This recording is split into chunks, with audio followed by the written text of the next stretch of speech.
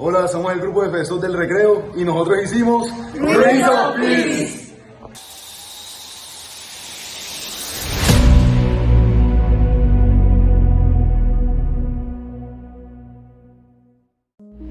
Hola, mi nombre es Andrés José Velasco y es un gusto para mí presentarles Rinse of Peace.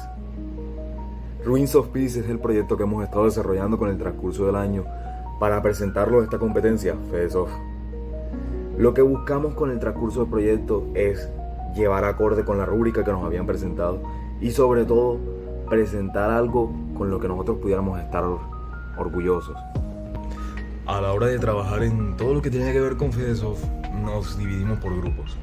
Esa fue la manera más fácil que encontramos de organizarnos. Nos dividimos en el grupo de diseño, en el grupo de investigación, en el grupo de historia, el grupo de animación y el grupo de programación.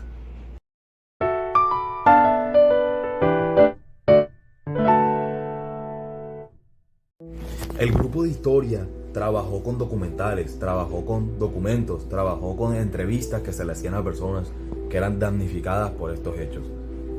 Este grupo lo conformaban Taliana, Santiago y Lina.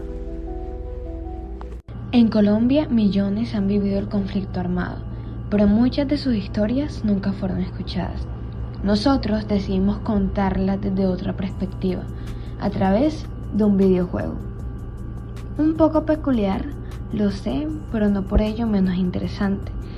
Nuestro objetivo es concientizar, mostrar lo que a veces se desconoce, lo que se ignora o se prefiere callar.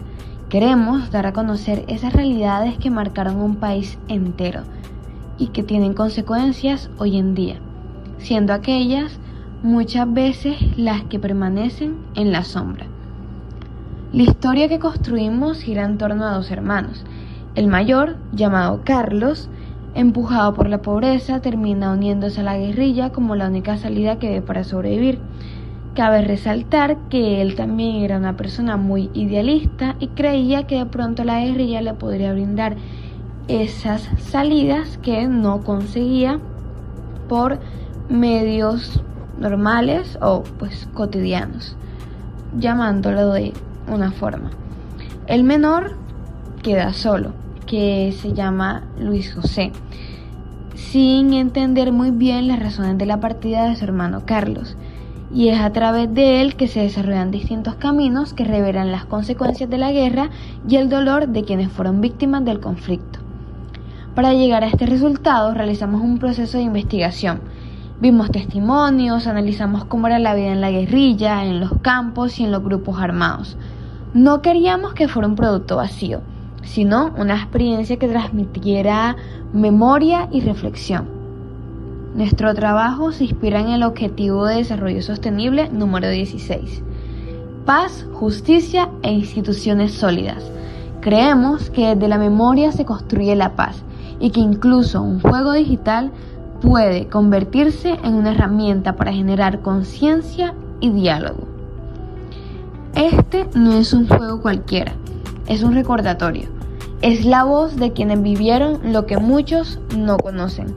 Es una invitación a pensar y a construir paz, porque no jugamos a la guerra, jugamos a recordar, para que nunca se repita y no se derrame más sangre injustificadamente.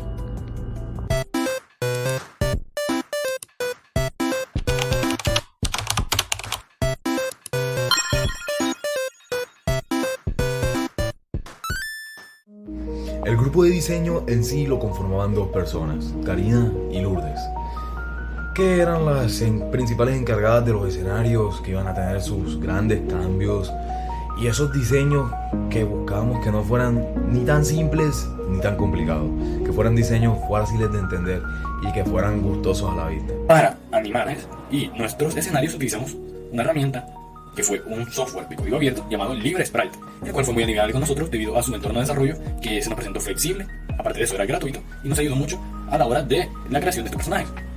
Los escenarios los dibujamos de un modo un poco oscuro y tétrico, se podría decir, debido a que la historia está dentro de unos personajes que están azotados por la guerrilla, entonces es un ambiente como de guerra y demás en zonas rurales, y la historia trata de los personajes intentando superar todo esto de manera pacífica.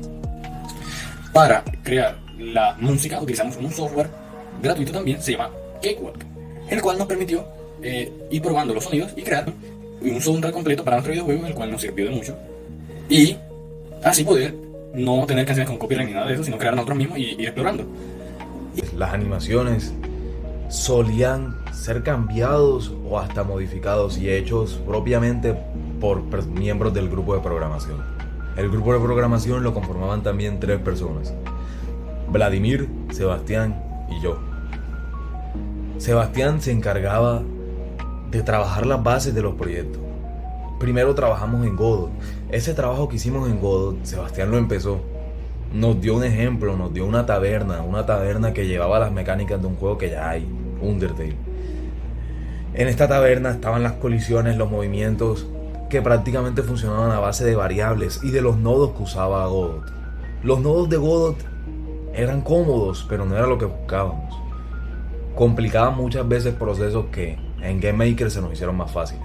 Yo me apropié del trabajo en GameMaker de la primera parte en la que Luis, el personaje principal, se iba a encontrar en un bosque. En esta parte se puede decir que había un movimiento básico de derecha a izquierda que se realizó fácilmente con los inputs que daba GameMaker. El input en este caso las que usé fue el input beca right y input beca left. Input beca right y beca left son los inputs de las flechitas direccionales que tiene nuestro teclado y eran los que íbamos a utilizar para mover al personaje. También las teclas A, W y S, D, que iban a ser las que iban a permitir moverlo de arriba, abajo, a la izquierda y a la derecha. Para el resto utilizamos la mecánica de las alarmas. Las alarmas son como vibraciones que atraviesan toda la programación, que funcionan de tal manera de que las variables son cerradas a un sprite, a menos de que se utilicen variables globales. Las variables globales son para todos los sprites, para todos los objetos, pero una alarma llega a todo el mundo. Por ejemplo, teníamos una alarma que era utilizada para saber en qué momento íbamos a reproducir diálogos en el videojuego. Si el personaje interacciona con tal objeto invisible, se iba a comenzar a reproducir un diálogo. ¿Cómo se iba a hacer esto? Si el objeto del personaje interactuaba con este objeto invisible, se iba a reproducir alarma 0. Alarma 0 le iba a llegar a este diálogo, a este bloque de diálogo, y el bloque de diálogo se iba a mostrar. Entonces, entre alarmas y variables fuimos desarrollando este código, y la mecánica principal, que fue la más importante, la desarrolló Vladimir. ¿Cómo íbamos a hacer que esta mecánica funcionara? Una mecánica que lo que buscaba era que pudiéramos cambiar escenarios enteros que se vieran diferentes según la perspectiva del personaje que estuviéramos manejando. Esto se hizo con la mecánica de las layers que tenía GameMaker. Las layers son las capas que se puede decir que se parecen mucho a las capas que tenía Ace Sprite, pero muy diferentes, debido a que cada una de estas capas funcionaba prácticamente como una versión distinta del juego. Lo que ve el jugador es prácticamente totalmente diferente a lo que nosotros vemos, ya que nosotros trabajamos con una versión mucho menos pulida del juego. La versión pulida del juego es la que le llega al jugador, la fusión de todas esas capas, la fusión de todas las cosas que programamos. Vladimir programó esta mecánica haciendo que las capas se mostraran y se dejaran de mostrar. Eso lo hizo ver muy fácil. El tema es que había muchos objetos que cambiaban de posición según el jugador se movía, o que el jugador podía cambiar de posición. También el propio jugador. ¿Cómo haces que una capa cambie a otra teniendo en cuenta la posición del jugador, la nueva posición que se va desarrollando cuando no la tienes al momento de programar y va cambiando según cómo juega cada persona? Esto lo hicimos con el comando getAxis y más que todo con el comando get. El comando get nos iba a permitir conseguir IDs, conseguir ubicaciones, conseguir sprites. Todo esto nos iba a ayudar para que al momento de cambiar de escenario, cambiar de layer, todo se mantuviera en la misma posición. El getAxis X nos iba a permitir obtener, irónicamente, la posición en X del personaje o de lo que sea que estuviéramos ubicando, así también como el getAxis Y. Y el getID, por ejemplo, getID de layer. El getID de una layer nos iba a permitir obtener un nombre para una capa que estuviéramos utilizando. Por ejemplo, la capa de las colisiones, para evitar que el jugador atravesara zonas que nosotros no quisiéramos que él encontrara.